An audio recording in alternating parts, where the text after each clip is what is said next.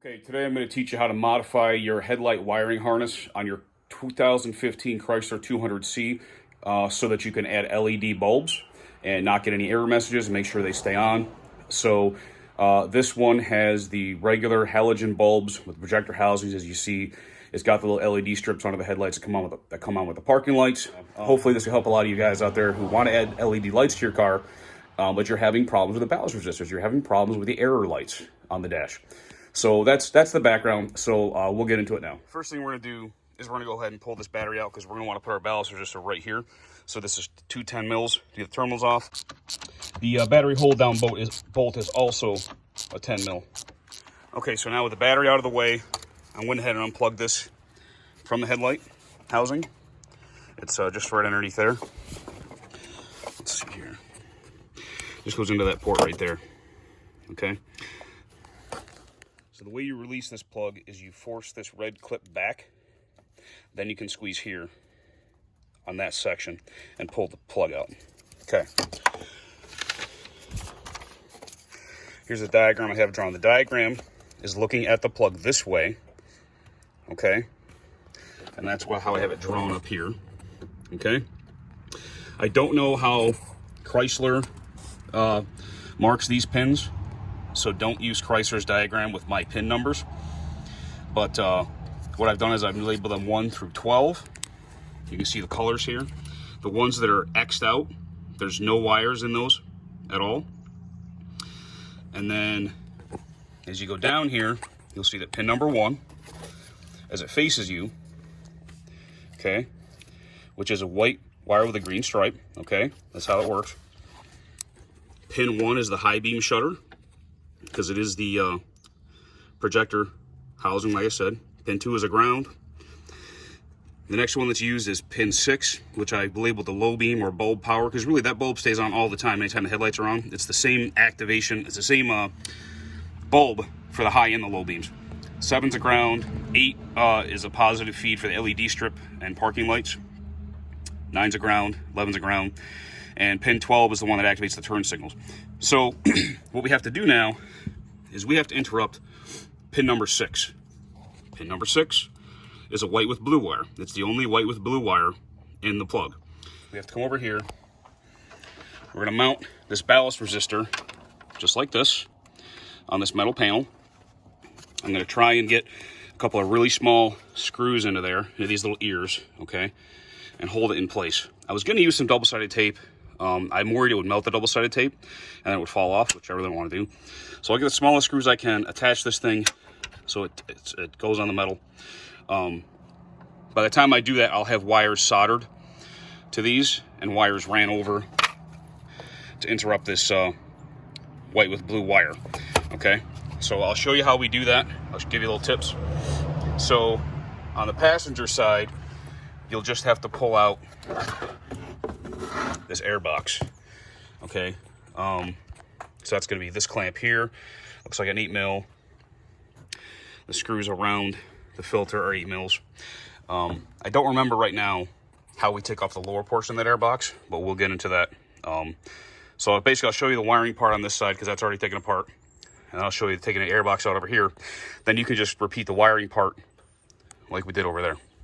Okay, so for one of the steps, if you have these exact ballast resistors on hand, one of the steps I had to take to be able to fit a small self-tapping screw through the little ear is I had to drill that hole carefully out to 11/64.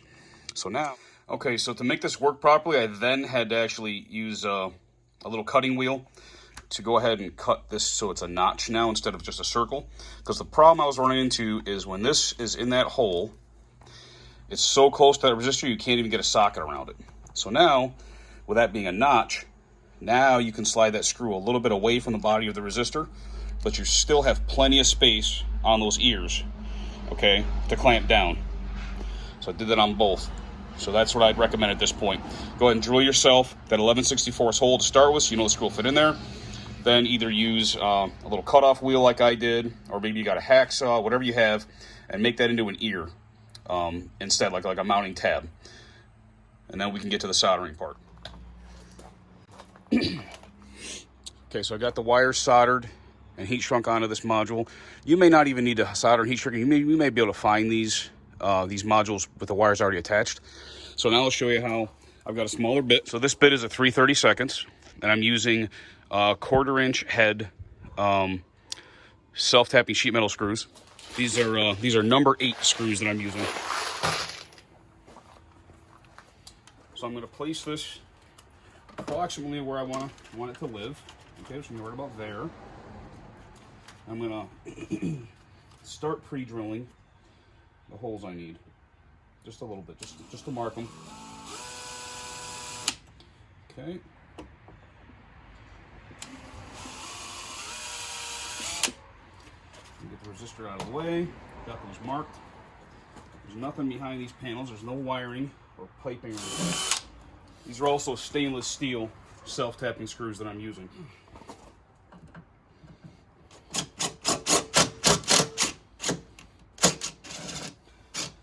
Okay.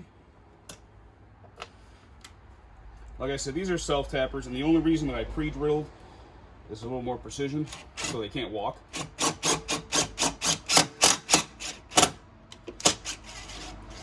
So now, once they've been threaded in like that, now I'll be able to put them back in by hand. Start this one. Get the other one started. Make sure that we're in these ears, like we notched them. Okay.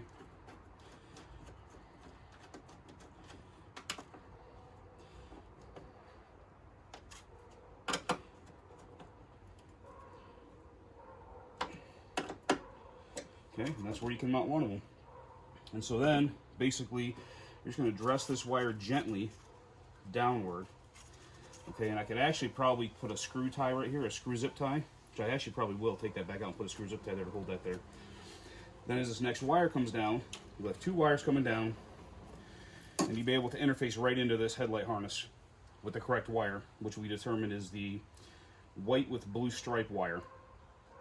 So basically, one side of this is going to go into the headlight, the other side is going to go back into the harness. Okay, the best way to do that is going to be to solder that, because even though it's pretty dry under here, you don't really want to leave anything exposed. Any moisture in here could really destroy that connection. So we'll carefully slice this harness back a little bit, get that white with blue out, solder that baby in there, and then this side will be ready for its LED bulb. Okay, so now that we've identified the correct wires, as we talked about, the positive feed for the headlight bulb is this white with blue wire in that pin location. So basically, I cut this apart and resoldered it, but you can just carefully strip away a little bit of this insulation and put some solder across the wire. Then what we're going to do is we're going to take one of these wires coming off our load resistor, and we're just going to solder it.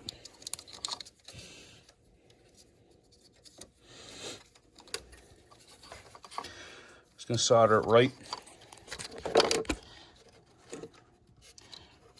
right there along that wire. Then I'll be able to bring that heat shrink down and heat shrink that together. That'll be for the positive. It doesn't matter which side of the resistor is positive or negative. Doesn't matter. So that's what we'll do now. Okay, so now with that soldered and the heat shrink applied, our positive lead's connected. Now, there's 4 different ground wires in this harness, like I showed you on the diagram. They're all black. Just for the sake of testing, I tried to manually activate this light bulb, this new LED light bulb, by plugging this back in, applying 12 volts to this wire, and then applying a ground from a battery, basically a separate battery. You can see I got the battery out of the car right now.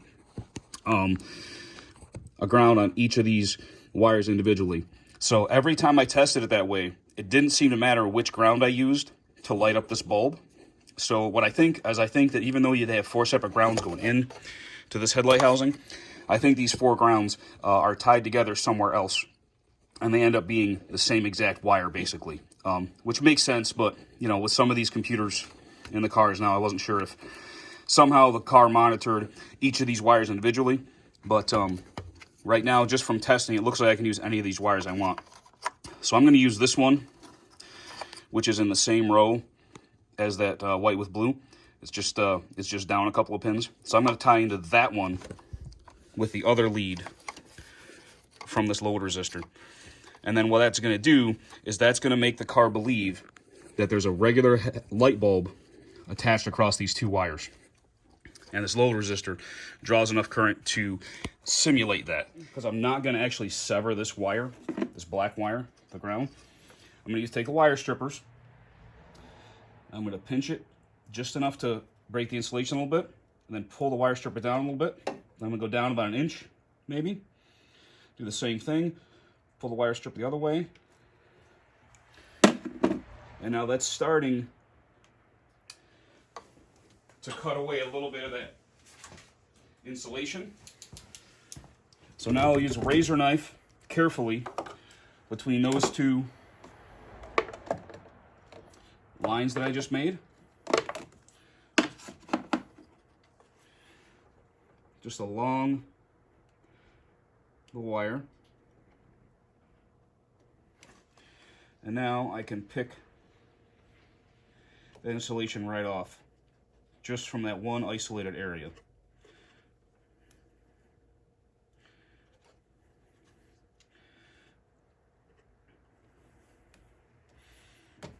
It exposes just enough copper of the wire for me to wrap my wire around from the resistor, load resistor.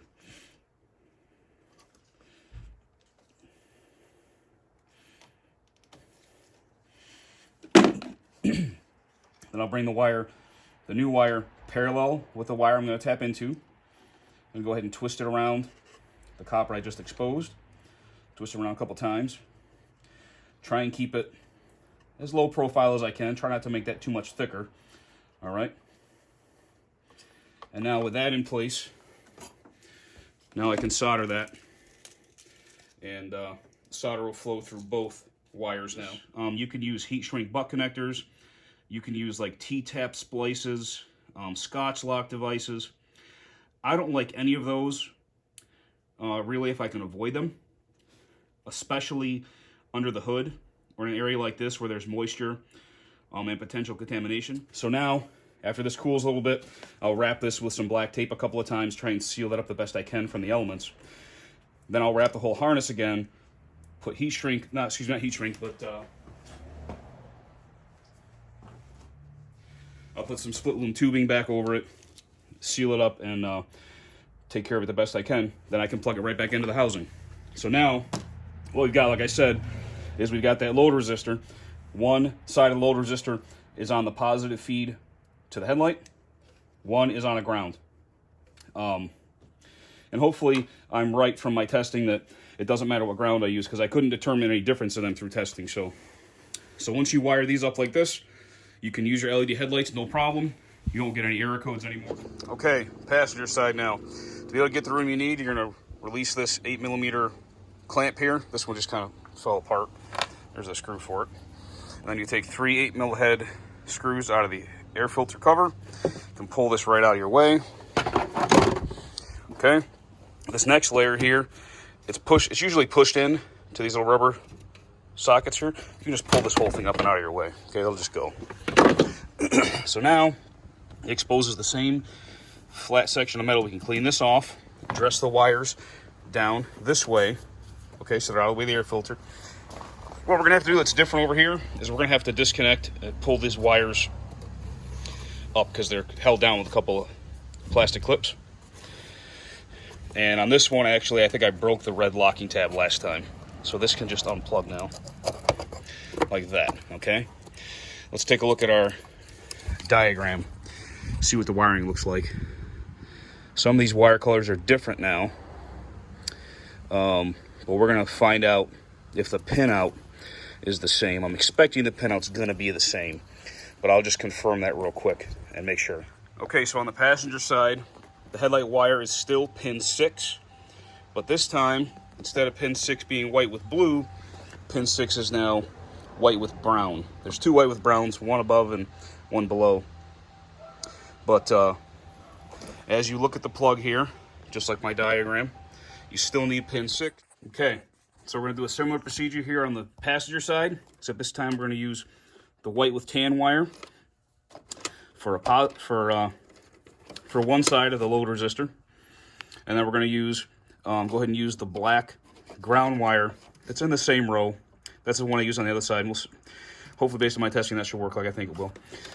And we'll just solder that in line like we did on the other side. Okay, so just like the driver's side, now we got the passenger side ballast resistor wired in to prep for these LED bulbs. So because of the air filter box here, you got to make sure when you dress this wire that you go all the way around this box. Okay, I added some split loom because I keep some on hand. There was a clip here holding this harness to the air box. There was a clip here holding the harness to the air box. I replaced those just with zip ties just to keep that harness out of the way of the air filter and the housing and stuff. And I have the housing plugged back in now. So now on the passenger side, and now tucked over on the driver's side behind the battery, I've got my new ballast resistors. Now all that's left is I have to go in through the wheel well, like we already know from my other video. We're just replacing the headlight bulbs. We can slap those LED bulbs in, and we'll see how it goes.